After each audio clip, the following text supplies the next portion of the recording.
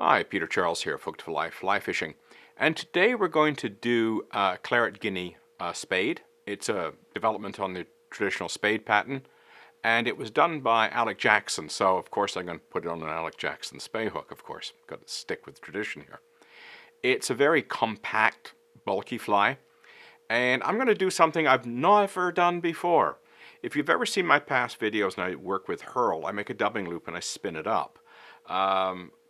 This applies to peacock herl or ostrich herl. In this case we're going to be using ostrich, and I'm going to be using tinsel instead of making a dubbing loop, and I've not tried that before, so if it screws up you get to see it firsthand. Hopefully it'll work. I'll be tempting fate to do it without trying it first. So let's get into the materials and see what I'm going to be using. Okay, this is a size 5 Alec Jackson hook. It's the 2051. Our thread is Claret 10-aught Veevus. Our tail is deer hair. Our rib is extra small silver tinsel. We're going to use a hot red for our tag. As I said, my body is black ostrich herl.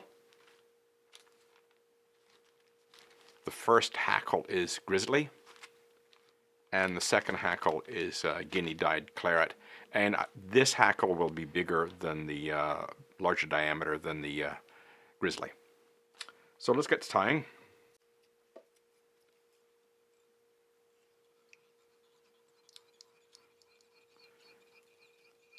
Don't take this too far back because this is a very sort of short pattern. The wing should not extend.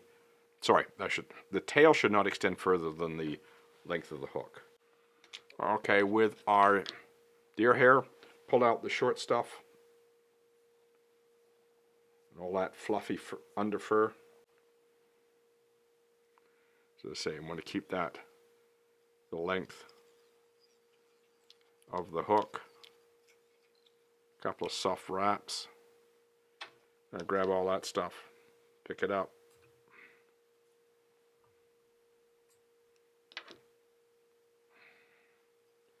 Come forward, bind that all down.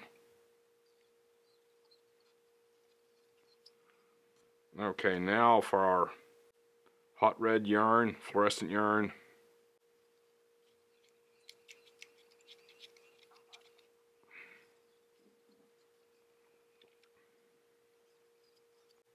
Now your tail might want to spike up. Just put a soft wrap of yarn there to hold it.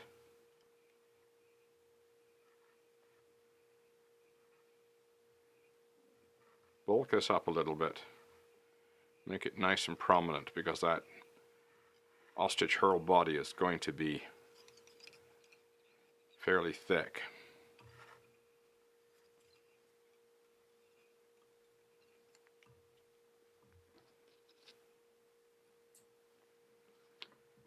Okay, now we're going to tie the rest of our material on top, and you'll see why in a minute.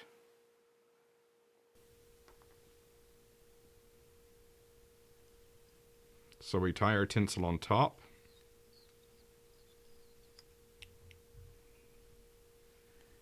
And I'm going to tie my ostrich herl in by the butt section. Wind that back. Okay, let's get this out of the way. Now I'm going to turn my vise so that where I tied in all those sections together, I've got them grouped together. I'm going to get my hackle pliers, grab all three. I'll very gently spin it and work the twists up to the top here. You don't have to get too tight. Okay. Now, turn gently.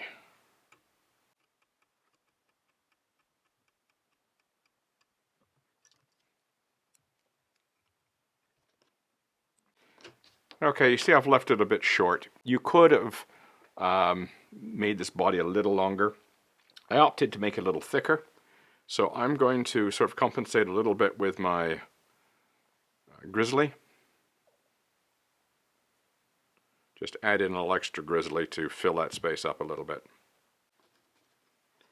The original is tied low water style, and if you've ever seen that style tied in before, they often leave a lot of room at the front. So I'm going to probably end up doing the same.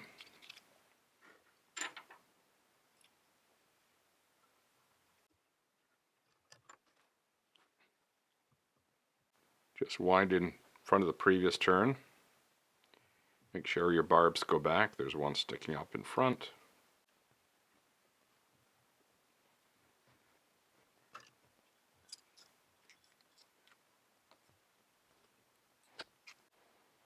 Now, you can see the proportions are not great.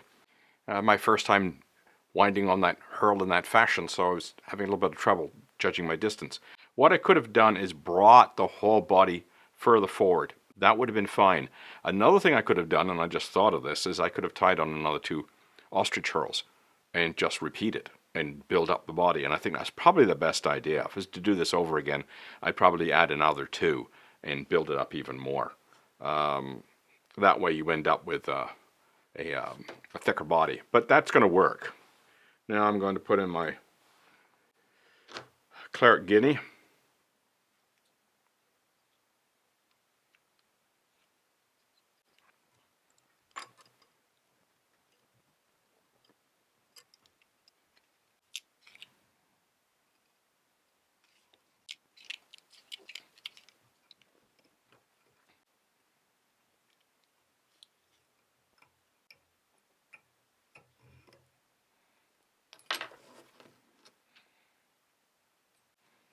Okay, now for some head cement. Okay, there's our Claret Guinea Spade. As I say, it didn't turn out too bad for proportions. I think if I had to do it over, I would have used a couple of more ostrich herls and tied in a second wind. Fill that body up a little bit more. I think the body could have been a bit bulkier. Now, the first time I'm doing it, so it was hard to judge exactly how much I was going to get out of it. It ended up being a little thinner than I thought. So a second batch would have, I think, done the job quite nicely.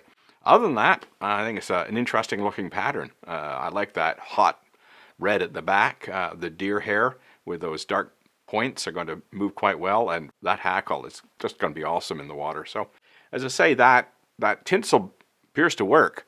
I think I would prefer to use my dubbing loop technique because the tinsel doesn't really show through. You don't really see it very much, so you're not losing anything by using a dubbing loop.